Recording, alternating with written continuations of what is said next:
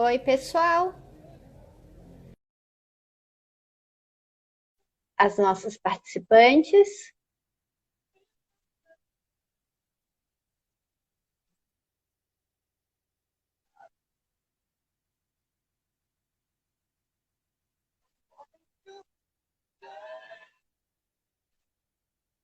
Olá, alguém está me ouvindo?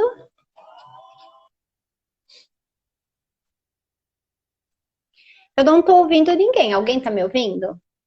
Peraí, será que é o volume?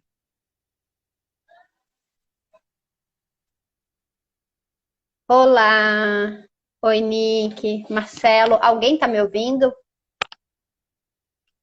Marcela,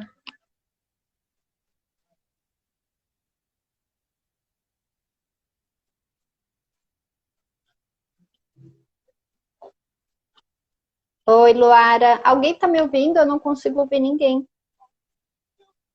Você está me ouvindo? Eu não consigo ouvir.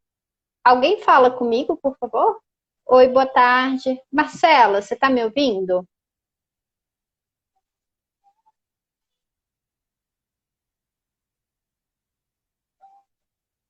Espera aí, pessoal. Ah, obrigada, Luara, que você está me ouvindo. Nicole, estão me escutando. Legal, Marcelo, que você está me ouvindo também.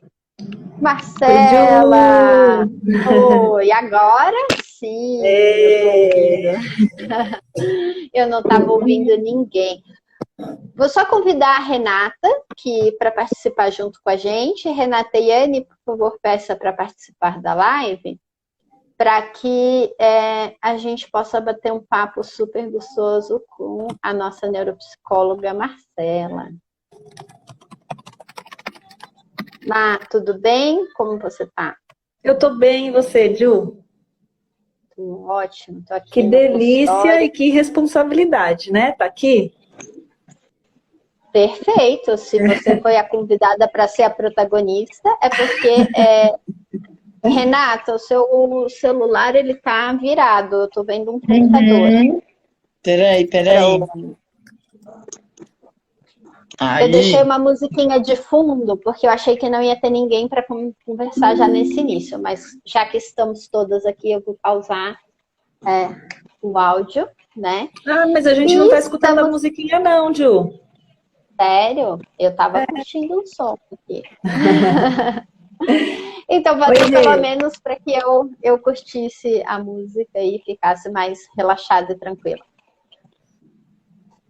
Pessoal, é sempre um grande prazer estar com vocês fazendo uma live, fazendo um vídeo, seja um short vídeo ou um vídeo mais longo, né?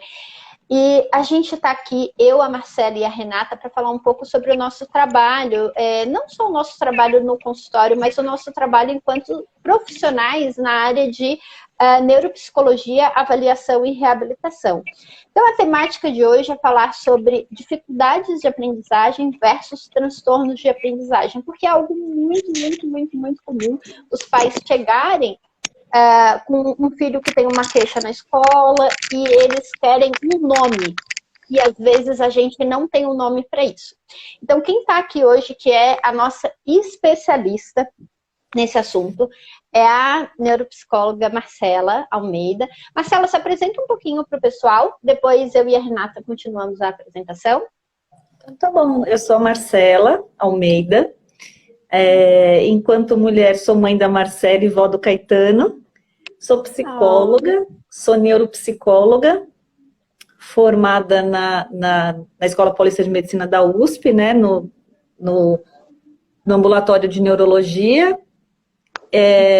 Sou neuropsicóloga voluntária no PROESC, que é da Unifesp, e trabalho no consultório da Julie, junto com a Renata também. E hoje meu trabalho principal é avaliação neuropsicológica.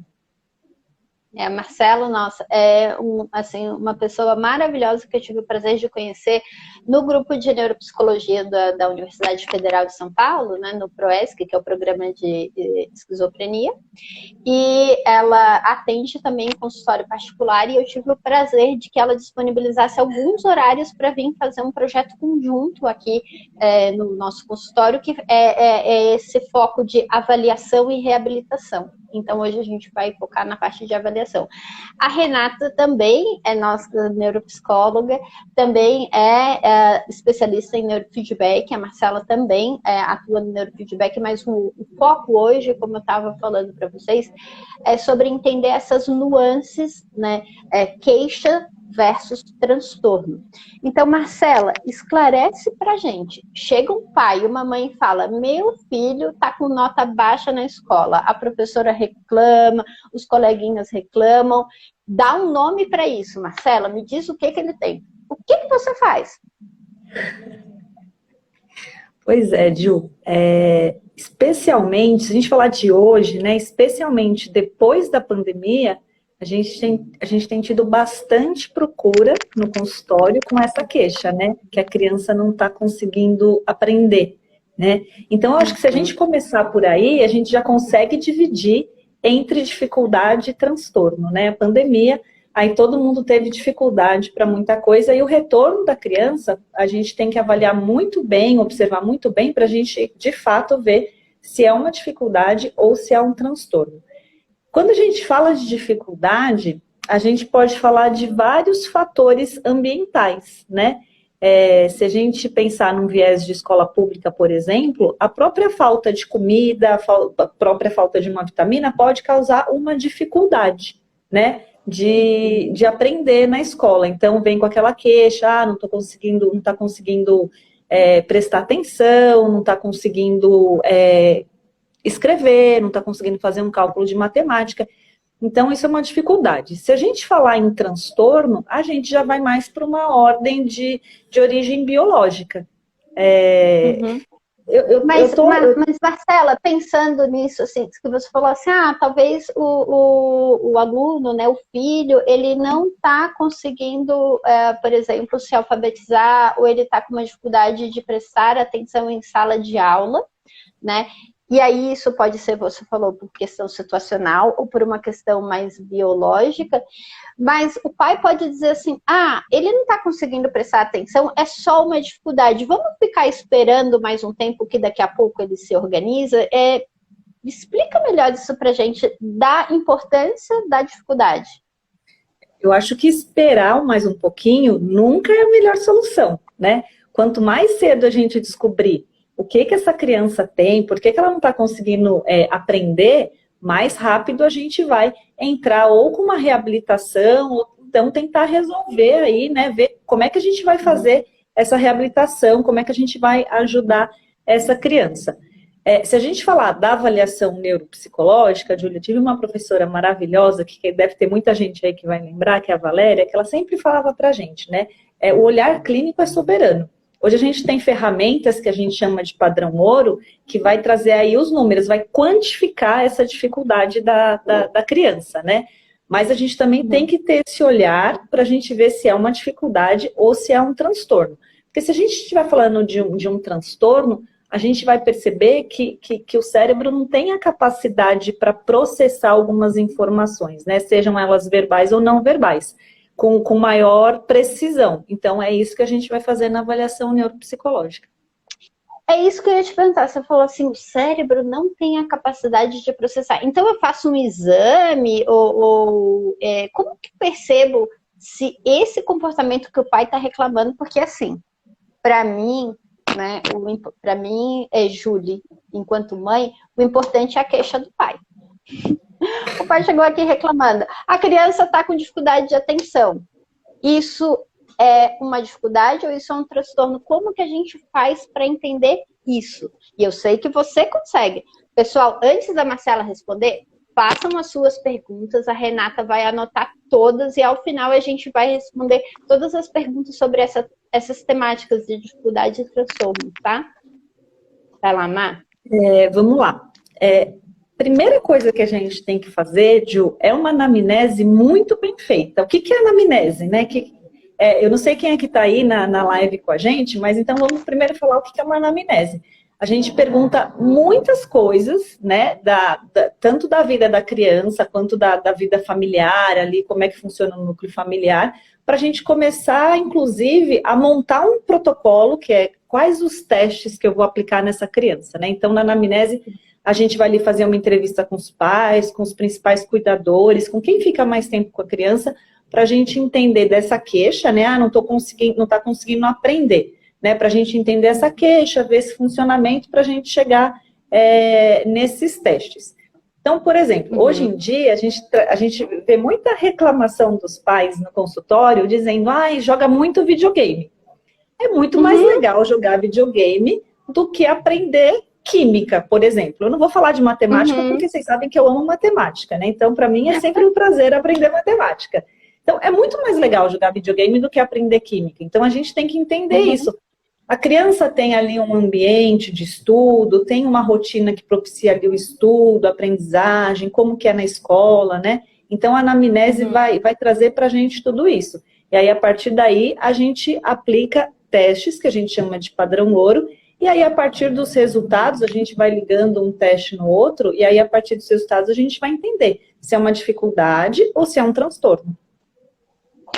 Então, agora, Má, assim, eu já tinha recebido algumas perguntas anteriormente, né, que o pessoal que viu que a gente ia fazer a live foi me mandando um direct no Instagram, e uma pergunta, eu acho que ela é super difícil, mas ela é muito simples.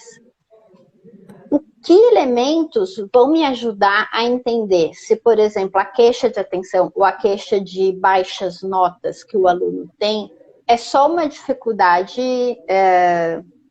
assim, o só, né, é uma dificuldade mais situacional, vamos supor, como você falou, ou se é um transtorno, já é uma característica de funcionamento dessa criança. A partir de um resultado, de um conjunto de resultados, é uma questão de, por exemplo, você falou da pandemia, né? Então, tipo, o aluno que funcionava, a criança não tinha queixa antes da pandemia, passou a ter queixa com a pandemia. Isso é dificuldade ou não? Tem que investigar, porque pode ser um transtorno. Essa diferença, eu acho que é uma das perguntas mais importantes da gente pensar aqui.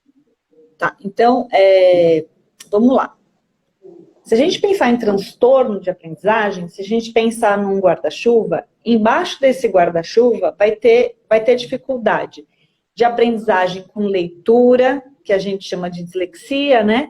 Vai ter uma dificuldade de aprendizagem em matemática, que a gente chama de descalculia, e vai ter uma dificuldade de aprendizagem com a escrita, né? Que a gente chama de disgrafia, desortografia. Então, a partir de testes, Julie, a gente vai conseguir ver se ele tem esse déficit em habilidades acadêmicas. E a gente tem ferramentas para isso. Acho que nem cabe falar o nome dos testes aqui, porque não, né? Não. Acho que não tem essa necessidade, mas a gente tem testes hoje. E aí a gente vai aplicar esses testes nessa criança, nesse adolescente, e aí a gente vai, através de tabelas, para aquela idade, para aquela escolaridade, ver se ele tem algum déficit ou não.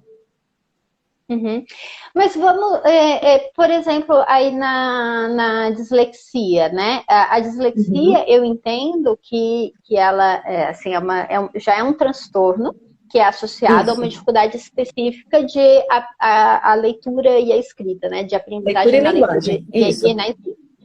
Isso. Mas toda criança que não está se alfabetizando, por exemplo, a gente pode dizer que ela tem dislexia ou pode ser que outras coisas estão fazendo ela ter uma dificuldade, mas não é um transtorno, é só uma dificuldade, nem é um transtorno específico, é uma dificuldade, sei lá, situacional.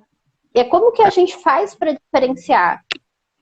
Então, isso também vai ser através da avaliação neuropsicológica, né? Quando a gente fala de dislexia, por exemplo, a gente precisa observar sintomas presentes. E não são sintomas que a gente, será? Não, está previsto lá no DSM, né? Então, por exemplo, uma criança que tem dislexia, ela vai apresentar um atraso no desenvolvimento da fala, né? Então, assim, não é só que não está só com dificuldade de leitura e linguagem, né?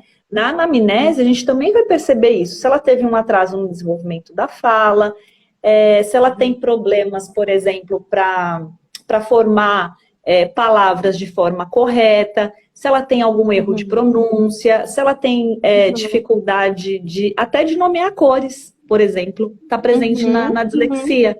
Então, tudo isso a gente avalia.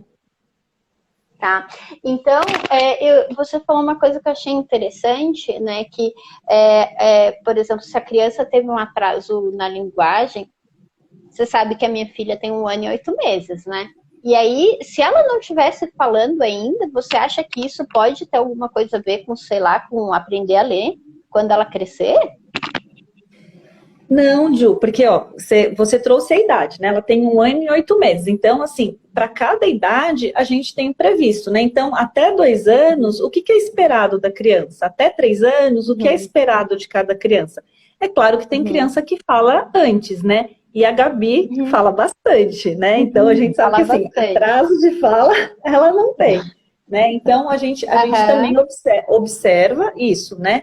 E pergunta para os pais, né? Como é que foi ali fala, quando é que começou as primeiras palavras.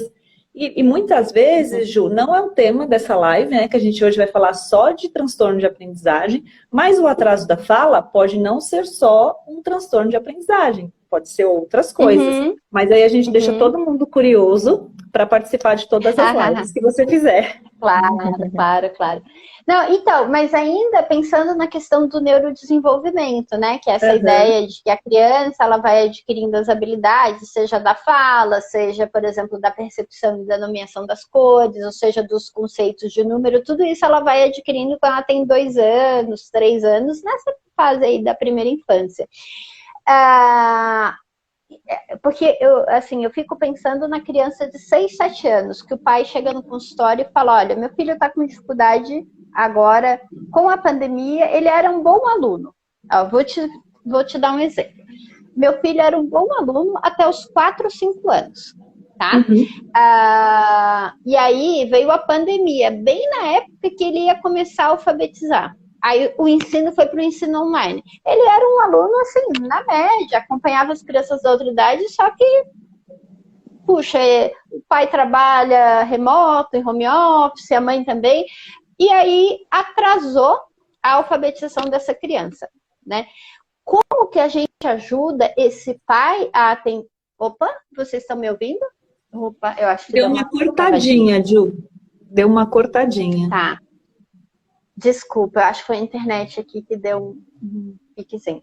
Eu tava falando assim, como que a gente ajuda a esse pai que tinha um filho na média, assim, com 4, 5 anos, então ele aprendeu a falar na época certa, ele aprendeu a nomear as cores, mais ou menos na cidade, e aí chegou a pandemia na época que ele ia alfabetizar, 5 para 6 anos, e aí agora voltou o ensino regular e o menino está atrasado.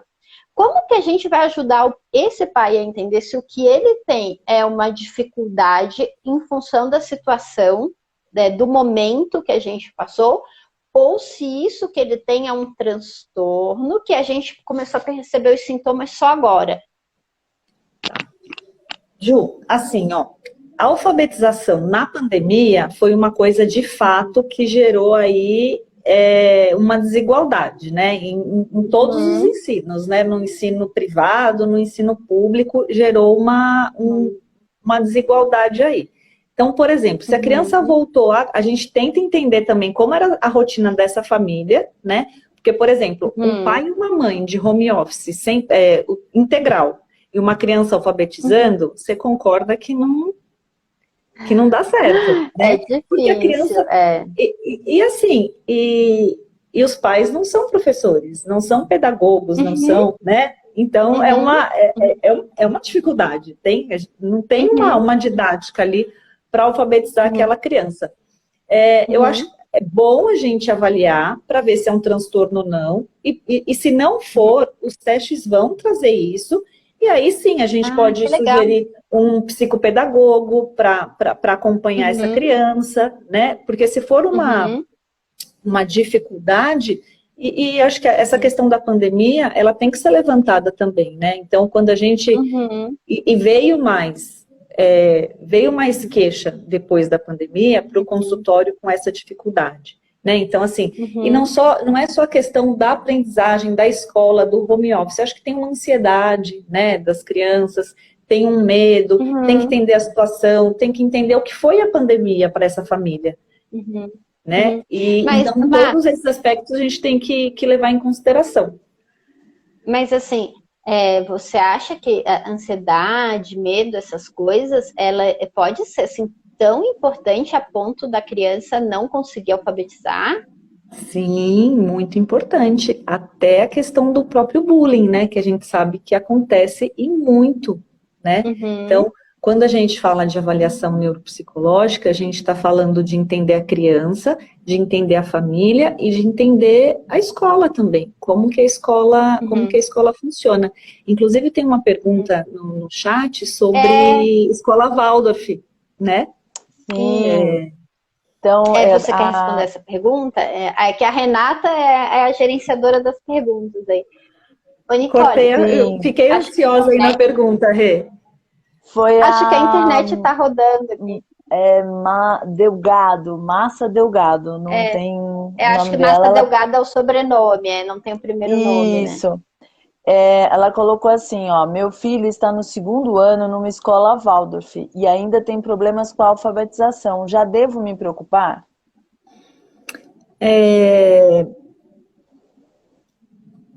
Eu posso deixar o meu WhatsApp depois para ela, Renata, se você quiser mandar para a gente conversar, porque eu acho que a escola Waldorf, o ensino deles é sensacional, né? É um ensino diferenciado, mas eu tenho percebido que, por exemplo, as crianças que têm hiperatividade têm uma dificuldade maior de alfabetização, dependendo da proposta da escola. Não estou falando específico dessa. Né? Então, a criança que tem uma hiperatividade, a criança que precisa de um programa especial para ela, né, de alfabetização, de ensino, ela tem alguma dificuldade em algumas escolas, dependendo da proposta.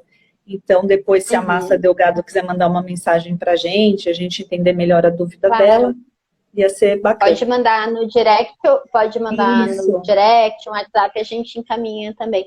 Mas eu acho que isso é um ponto bem importante nisso que a gente está falando, 3 pontos, né? Dificuldade, vamos dizer assim, dificuldade situacional, né? Como, por exemplo, isso que aconteceu com a pandemia, versus transtorno, que mesmo que não tivesse a pandemia, a criança, provavelmente ela teria dificuldade conforme for aumentando a demanda. E a terceiro ponto é a questão da metodologia do ensino, né? E aí, claro, muitos pedagogos, psicopedagogos trazem essa questão da adaptação do contexto para o estilo de aprendizagem da criança, com alguma flexibilidade ou não. Mas você acha, Marcela, que algumas crianças precisam, sei lá, talvez de alguma coisa mais estruturada por terem um transtorno ou por terem dislexia, enquanto outras podem ter um ensino mais flexível? Sim, se a criança tem uma dislexia, se a criança tem algum transtorno de aprendizagem, Julie, ela precisa de um programa de ensino individualizado para ela, porque ela também vai aprender, mas ela vai aprender de uma outra forma, algo que seja para ela, de fato, né? Ela precisa ser olhada com a dificuldade dela, para que ela aprenda e alfabetize, cresça academicamente, vá para o trabalho, como todas as outras. Tá, e aí eu estava dando eu gosto muito de dar exemplo, porque eu acho que com isso as pessoas se identificam ou se diferenciam, né? E aí é mais fácil de concretizar as coisas mais teóricas que a gente está falando, que é da criança, né? Que entrou na fase de alfabetização aí na pandemia, versus as demandas ou estrutura da escola. Então, vamos supor, a criança ainda não alfabetizou e está no 2º ano, vai estar com 8 anos, talvez. Tem uma janela que é importante que a alfabetização ocorra para que sei lá, isso não vire eventos em cadeia, porque nem toda criança que não está com dificuldade de alfabetização tem dislexia, né? Então, eu estava perguntando se tem uma janela, assim, que seria importante para que a gente olhasse para esse processo de alfabetização e entender por que as crianças não... Por exemplo, por que uma criança não alfabetiza? Se não é dislexia, o que é? Eu lembro uma coisa que você me falou que é muito importante, assim, que ficou marcada para mim. Porque, pessoal, aqui na clínica, né, a Marcela faz as nossas avaliações neuropsicológicas, a Renata também, mas eu não faço avaliação. Eu sou muito focada na intervenção. Então, sempre que tem uma necessidade da gente fazer um trabalho completo, que é avaliação e reabilitação, uma das duas meninas me ajudam. Então, eu chamei a Marcela esses tempos, e aí, na devolutiva de um paciente, ela comentou assim, puxa, em função dos resultados, a gente não tem, vamos dizer, um nome para isso que o paciente tem. E aí ela falou, eu acho que, assim, é importante, essa é a minha pergunta, fechar um nome ou... O que é importante que a avaliação neuropsicológica pode me dar de informação para eu pensar em como ajudar essa criança? Eu acho que eu queria responder duas coisas aí, né, Ju? Você falou da janela, né? Então, assim, se a gente sair um pouquinho...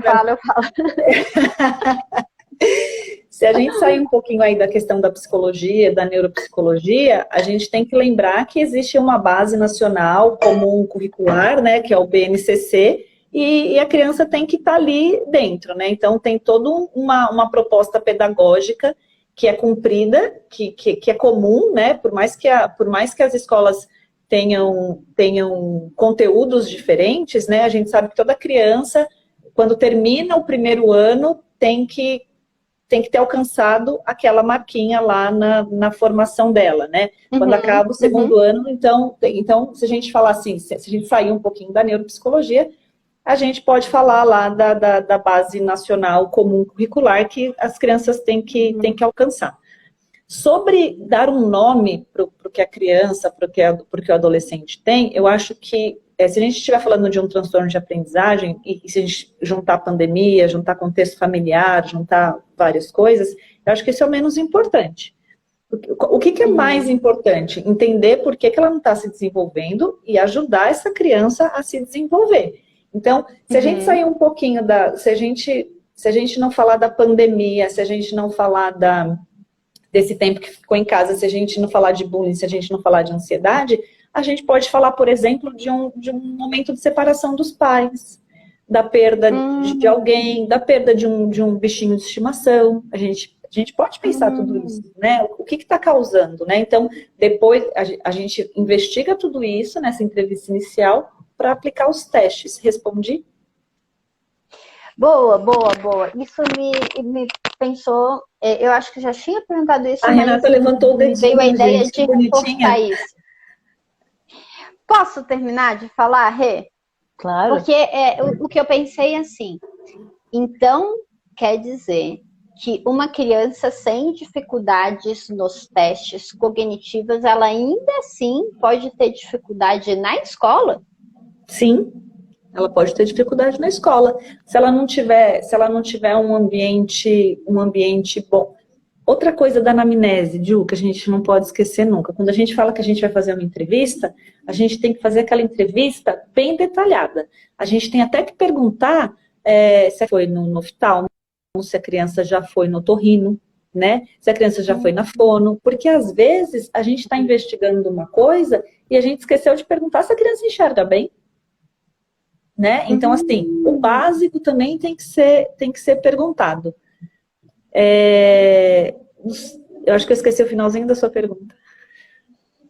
Não, é que é exatamente, tirando, vamos supor, a criança, ela tá ouvindo bem, tem uma boa acuidade visual, e você fez os testes neuropsicológicos, ela dá tudo, tipo, na média para a idade dela, mas na prática, o pai ainda reclama que tira nota baixa na escola, e que fica o final de semana inteiro no videogame, e que ele chama e a criança não faz as coisas, né?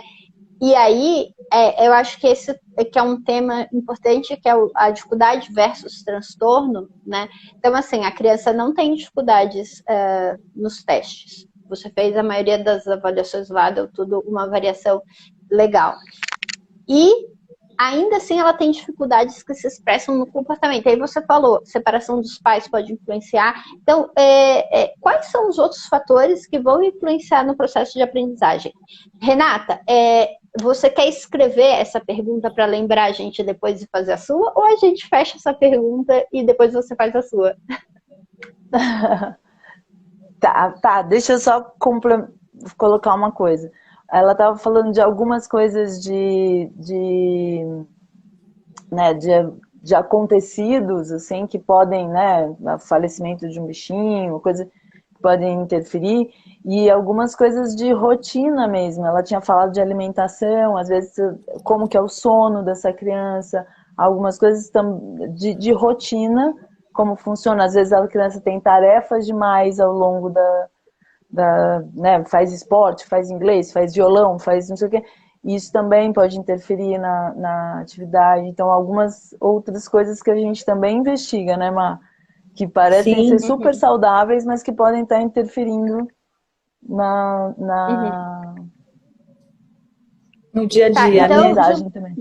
Juntando as coisas que vocês estão me falando, vocês, neuropsicólogas especialistas, quer dizer, uma criança, ela pode ter dificuldade no comportamento que a gente observa, no comportamento que os pais esperam que ela tenha, mas não necessariamente isso é um transtorno, sei lá, um tal do TDAH. Tem uma pergunta agora, a gente viu ali sobre TEA e processamento sensorial.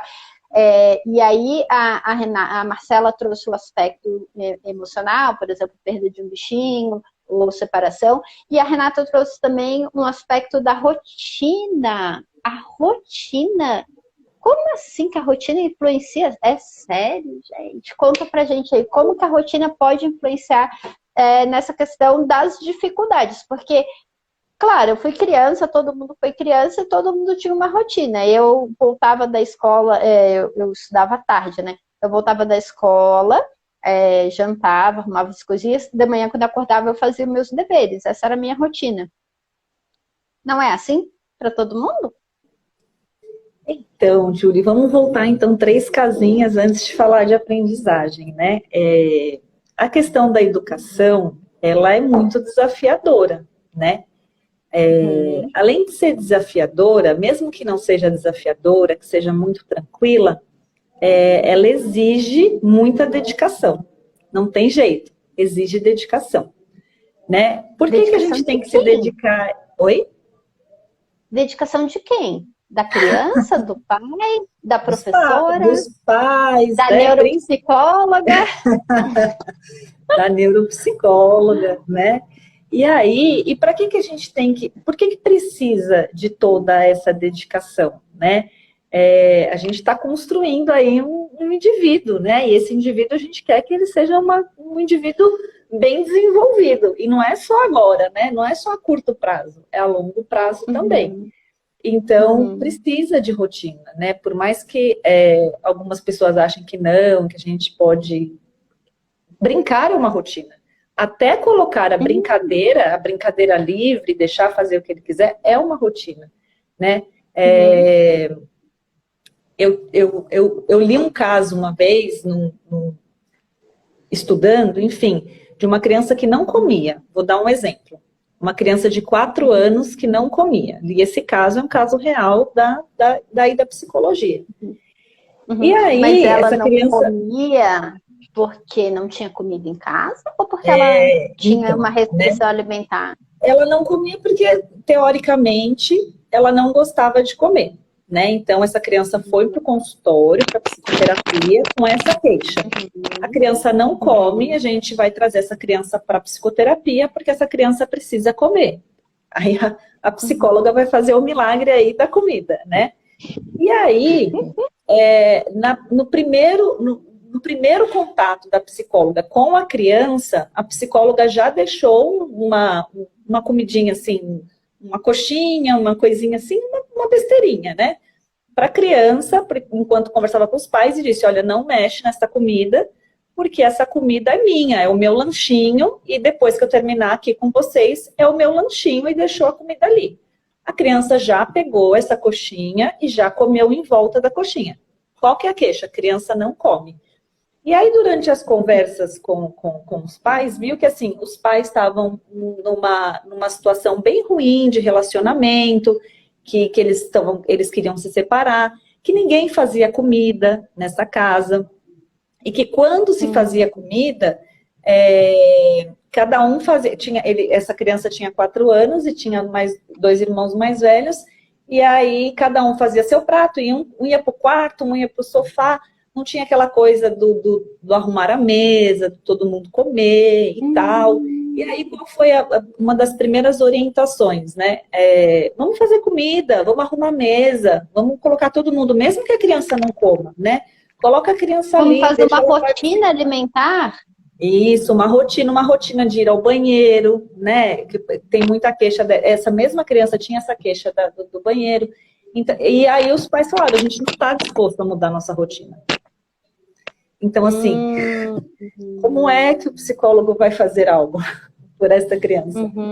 Então, fica difícil. Então, as rotinas saudáveis são importantes, porque quando a gente fala de rotina, parece uma coisa muito pesada, né? É acordar cedo, tomar o café, comer a verdura, comer o legume, né? E ir para a escola, voltar, fazer os deveres fica pesado, mas brincar também é uma rotina, né? Comer todo mundo junto ali, arrumar a mesa, sentar, conversar, perguntar do dia, falar simplesmente que lembra. Hoje, quando a criança não fala muito, eu dei uma orientação dessa para uma mãe um dia desse, não fala muito. Então não obrigue ele a falar. Fala, hoje, durante o meu dia, eu estava falando com a Julie uma coisa, ela contou da filha dela uma coisa legal, e eu me lembrei de você. Vai construindo isso que vai ser bom. Não sei se eu respondi, legal. gente. Não, eu acho que sim, respondeu muito, tá? E eu queria, antes de fazer novas perguntas, principalmente sobre essa questão de rotina, que acho que ajuda a gente muito a entender sobre dificuldade versus transtornos, porque a criança que tem o transtorno, ela vai precisar de mais rotina, mas às vezes mesmo com a rotina, a dificuldade permanece. Já a criança tem a dificuldade situacional, às vezes com rotinas ou com adaptações psicoemocionais da família, isso me parece que é sanado. Mas eu queria voltar, Jô, tudo bem? Georgiana, maravilhosa, está aqui, fez uma pergunta para a gente. Renata, na verdade, ela fez uma consideração, né? Fala um pouquinho da consideração que a Jo fez para a gente. E sim, ela fez uma a travadinha. Pergunta... Não sei se fui eu que travei. Não, foi a Renata mesmo, mas voltou já. A Jo fez a pergunta da criança com transtorno de processamento sensorial e altas habilidades pode facilmente ser confundida com uma criança com TEA, com um transtorno do espectro autista. Mas, e apresentar dificuldades para aprender em sala de aula. O que você diz disso? Olha, é legal. Aproveita para a gente já explica o que é transtorno de sensibilidade sensorial. O que mais que ela falou? Processamento sensorial é chá em inglês? É isso mesmo? Processamento sensorial e TEA. É brincadeira, gente. Eu sei o que é TEA, mas eu quero que a nossa especialista explique pra gente. Vamos lá. Ela colocou muitas coisas aí na mesma pergunta, né? A Yara também tá aí no chat, ela falou que é ritmo, né? O ritmo, né? Que a gente faz as coisas com as crianças. É exatamente isso que a gente estava falando quase agora. Ela colocou altas habilidades na pergunta, colocou TEA, né? E colocou transtorno de processamento sensorial, né? Então, o transtorno de processamento... Isso, altas habilidades. Então, altas habilidades...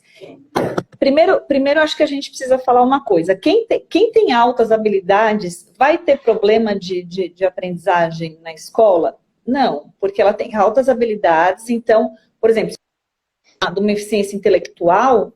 E acho que a Má travou. Voltei? Mas vai voltar, vai Voltei? voltar. Voltei. Mas Voltei? Má, a criança com altas habilidades, ela não pode estar passando nessa situação que o cachorrinho morreu e está com dificuldade mesmo assim?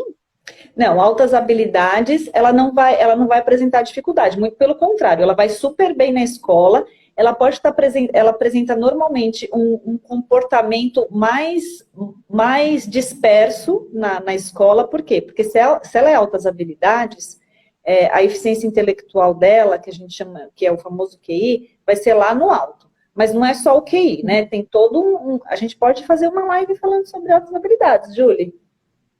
Boa, boa. Vai ser Né? a quinta, então, hein? Então, assim, ela vai ter algumas coisas que ela tem que se encaixar para a gente entender que a criança é altas habilidades. Então, já fica aí a proposta para a gente falar de altas habilidades lá na frente. Aí, o que vai acontecer? A escola vai parecer chata para ela. Porque você imagina só você assiste... É que tem filme, eu ia dar o exemplo de um filme, né? Que você fala, eu vou assistir um filme Titanic. Eu sei que vai ter gente que vai discordar de mim, mas, por exemplo, Titanic é um filme muito longo. Eu já sei o que acontece no começo, no meio e no fim, porque eu já assisti. Então, para mim, assistir um filme tão longo de novo não é tão legal. Né? Pô, 3 horas de filme, eu posso fazer muitas coisas em 3 horas. Então, por exemplo, uma criança que tem altas habilidades e tá na série dela, não vai ser tão legal a escola. Né? Esse negócio de novo... Ela aprende muito rápido, né? Eu já terminei, a sala inteira ainda está para aprender, então assim, ela não vai ter uma dificuldade de aprendizagem.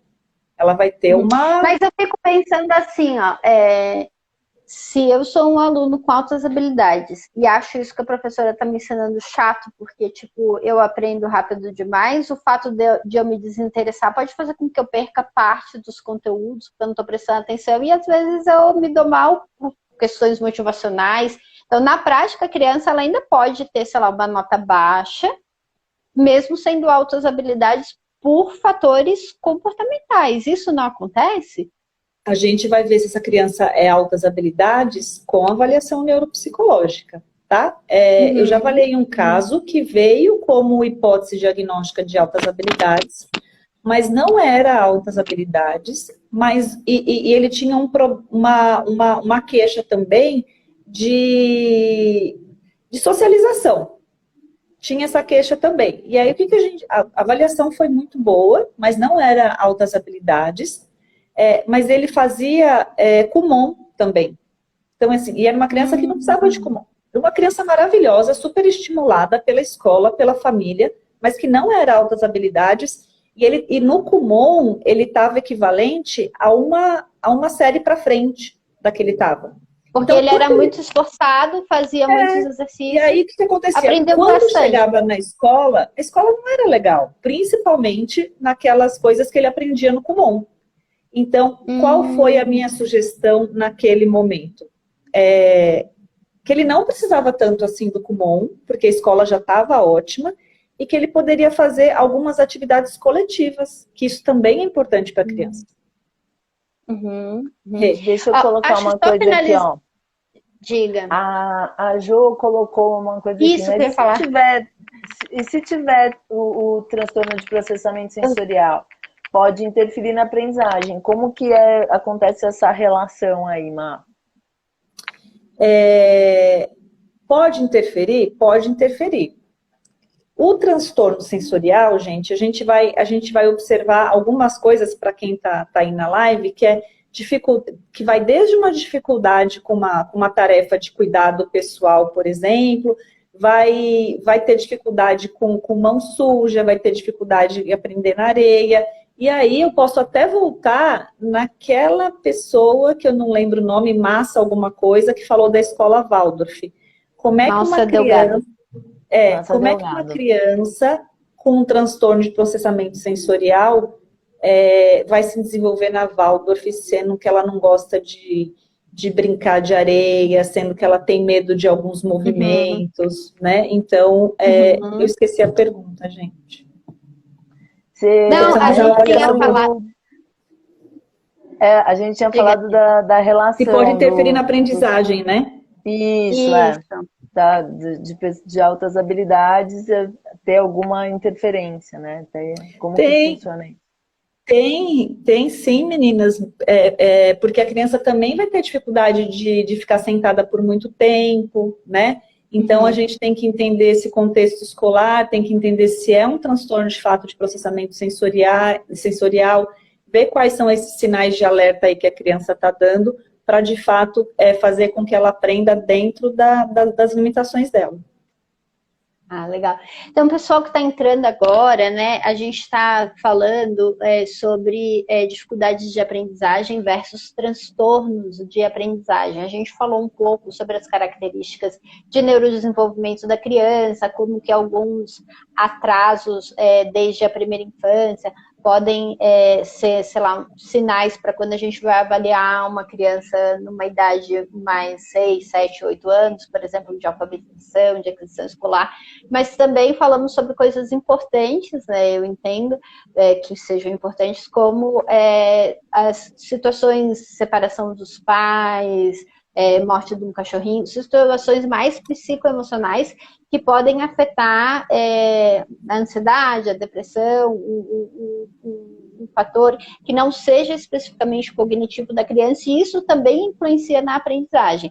A Renata trouxe uma questão de rotina, né, do quão importante é a rotina, especialmente para as crianças que estão com alguma dificuldade, não necessariamente sendo um transtorno, né? Eu não preciso, por exemplo, sei lá, ter um transtorno de déficit de atenção para me beneficiar de uma rotina. A rotina também beneficia crianças sem transtorno, né? Temos mais 8, 9 minutinhos. Quem quiser ir escrevendo as suas perguntas, né? Vamos falando para que a Marcela possa responder nesse último momento. E, como eu te falei, algumas pessoas tinham mandado no direct, eu separei aqui 2 coisas que eu acho muito importante e que eu não queria que a gente encerrasse a nossa live antes de falar sobre isso. Qual é o papel da escola na melhora do aprendizado do aluno? Porque você falou aqui, pode ser característica da própria criança, cognição, né? Fui mal no teste, isso quer dizer que a criança, sei lá, tem uma resposta de processamento da informação que não é tão esperada para a idade, isso faz com que ela vá tenha uma dificuldade escolar, né? Outro aspecto que seria o emocional dos pais, mas tirando essas 2 coisas, a escola pode fazer alguma coisa para melhorar, mesmo que o aluno tenha um transtorno? Ou não tenha um transtorno? Ju, quando a gente fala de transtorno específico de aprendizagem, a gente entende que ele também tem aí um grau, né? Que ele pode ser leve, que ele pode ser moderado, que ele pode ser grave, né? Então, assim, o primeiro papel da escola é observar se essa criança está conseguindo chegar dentro do esperado, né? Se não está conseguindo, encaminhar, né? Então, assim, uma curiosidade. Na pandemia, veio bastante criança para avaliação. Por quê? Porque a escola sempre pontuou que a criança não estava desenvolvendo e que durante a pandemia os pais perceberam o quanto que essa criança precisava de ajuda. Por quê? Porque veio para casa, porque veio ficar ali com os pais. Então, assim, viu a dificuldade da criança em manter ali no online, apesar que muita gente teve essa dificuldade, né? Porque é muito mais difícil essa coisa do EAD. Então, e aí, quando a criança com avaliação e sabido que ela tem um transtorno de aprendizagem, se for um grau leve, por exemplo, de um transtorno, ela vai ter um pouco de dificuldade, né? E a escola vai conseguir acompanhar. Eu acho que não dá tempo da gente entrar nisso, mas por exemplo, uma criança que tem dislexia, e assim, não é uma coisa da escola, é uma coisa que tem que ser feito. Então, por exemplo, uma criança que tem dislexia, ela tem que ter alguém para ler a prova para ela, né? Aí a gente está falando, tem dislexia, não é uma prova comum, ela tem que ter alguém para ler a prova para ela, ou ela faz uma prova oral, ou eu tive uma aluna que tinha dislexia, e aí no dia da prova a gente tinha um funcionário da faculdade que lia a prova para ela dava a resposta e aí escrevia na prova para ela. Então, assim, tem que ter um modelo específico de aprendizagem para aquela criança, para aquele aluno. Então, a escola pode adaptar as provas para que o aluno com dificuldade, com transtorno ou não, possa entender do jeito dele? Ah, que legal. Pode não, Ju. Tem que adaptar. Ela não pode, ela tem que adaptar. Então, tem que ter alguém para ler. Quando é TDAH, ele tem lá um tempo maior para fazer a prova, né? Quando o aluno é de baixa visão, tem que ter uma prova numa fonte maior. Então, assim, não é pode não, vamos brigar por isso. Vamos brigar por isso, tá na lei, né? Tá na lei. Diga, a última pergunta. Que crianças que tiram notas altas com baixíssima habilidade social não sabem se frustrar, não são flexíveis, pouco contato visual, pouco criativas. Aprendizado é igual a notas? A aprendizagem a gente só liga as notas ou não? Boa. Vamos lá, gente. Essa pergunta tem muitas coisas outra live, né? Daria outra live, inclusive a gente pode combinar de gravar um vídeo sobre essa pergunta, então. Não. Vamos tentar responder em 4 minutos, Marcela. Então, quando a gente fala de habilidade social, de cognição social, a gente está caindo ali para... Vamos falar de TEA? Vamos entender se essa criança está dentro do espectro do autismo ou não? Então, quando a gente fala de habilidade social, é isso. Porque tem pessoas que estão dentro do espectro do autismo que têm altas habilidades, né? Que a gente pode... Vai ter uma live de TEA, não vai, Ju? Não, vai ter as próximas lives, vai ter por 4 semanas, pessoal, antes da gente encerrar, lives com temáticas relacionadas. Então, a gente vai falar sobre os programas de intervenção psicopedagógicos, vamos falar sobre treinamento cognitivo e vamos falar sobre neurofeedback. Mas aceitamos sugestões para próximas lives e podemos fazer, por exemplo, uma live de TEA, falando sobre avaliação e intervenção, né, no autismo, mas um pouquinho mais para frente. Então, mas aí para a gente terminar de responder essa pergunta, a questão do contato visual, a gente também pensa, será que essa criança está dentro do espectro, né? Então, assim, se a gente falar de cognição social, se a gente falar de contato visual, se a gente for falar de avaliação, por que você trouxe a criança para avaliação? Porque ela não tem contato social, E aí a gente vai levantar isso na anamnese. Então, se a gente falar de notas altas, de inabilidade social e de contato visual, eu colocaria uns testes aí de TEA no meu protocolo. Autismo. Né? Aprendizado. Então, legal, mas acho que isso, Má, é um exemplo que expressa bem a temática que é a dificuldade versus transtorno, porque a gente pode ter uma criança com dificuldade de socialização, que tenha boas notas, porque os pais estão se separando e ela não tem autismo, mas essa dificuldade de socialização, ela pode ser sintoma ou característico, né, de um transtorno, que é o transtorno do autismo. Então a gente tem que investigar, tentar esclarecer para poder pensar na melhor abordagem de reabilitação ou de adaptação da vida, né? Acho que isso é uma coisa muito importante. Então, assim, uma criança que tem pouca socialização, não dá para rotular. Mas a gente não pode só pensar assim, não, ele é tímido, quando ficar mais velho ele vai ficar mais solto, porque essa janela na vida da criança, às vezes ela passa. E aí não adquire mais habilidade, pode ser, entre aspas, um pouco tarde. Claro, nunca é tarde, né, para a gente se renovar, para a gente aprender, mas algumas intervenções, quando elas são feitas precocemente, elas ajudam muito o desenvolvimento. Mas fiquei super feliz com a sua ideia de TEA e já pensei da gente convidar a Georgiana para estar com a gente na live, então vamos fazer 5 lives, ó. Já cresceu agora uma live. Vamos fazer uma live sobre TEA e a Jo, ela tem uma contribuição incrível, gente. Vocês, é uma pessoa maravilhosa, tá? A Georgiana, ela trabalha com neurofeedback. Ela queria voltar para a graduação e o professor estava convidando ela para fazer doutorado. Então, assim, é uma pessoa fora da curva e que tem autismo, né? E que pode trazer para a gente uma experiência não só profissional, mas como também de vida. Então, fica aí, Renata, Marcela, eu vou lançar, né, a quinta live, e aí se a Jo aceitar, a gente convida ela para discutir, e vamos pensar em alguém que faça alguma intervenção, talvez aba, alguma intervenção mais comportamental, e aí a gente lança para vocês. Então ainda não vou falar a data, mas vai ficar no nosso radar.